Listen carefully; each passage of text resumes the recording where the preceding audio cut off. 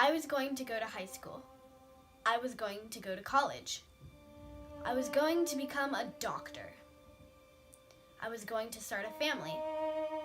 But I couldn't do these things because I died when a drunk driver lost control of his car and drove my parent off the road. The EMTs tried restarting my heart by using CPR, but it was too late. My brain tissue had already begun to decay. From the dawn of time, we've lived in a patterned existence. Birth, life, death. Death has always interrupted ideas. Now, the new is you. But someday, not too long from now, you will gradually become the old and be cleared away. Happiness. Tonight, we go into a very isolated and extremely remote gorge. Breakthroughs and love until now. In the scheme of Earth's existence, recently we have begun to retrieve people from the brink of death, but not death itself.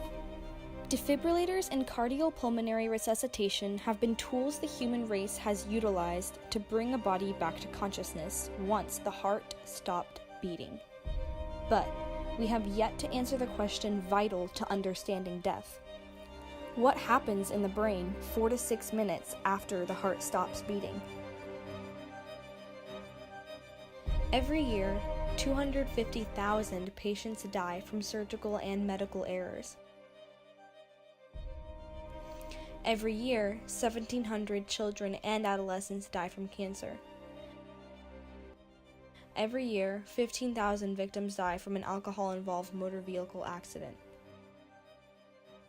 Are you willing to let innocent people die every day? What if you could give them a second chance? Project Revival is a privately funded research project that will conduct an investigation on reviving the human brain.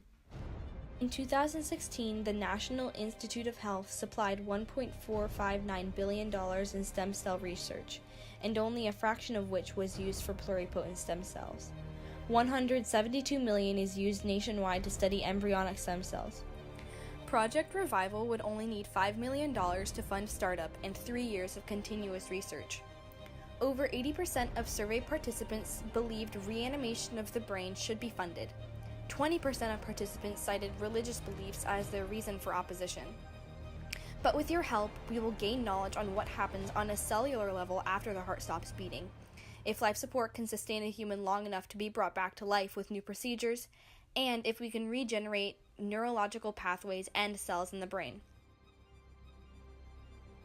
With this newfound insight on how the human brain works, it will eliminate the risk of undergoing surgery. It will lengthen the life of a fatally ill child, and it will strengthen the human race as a whole.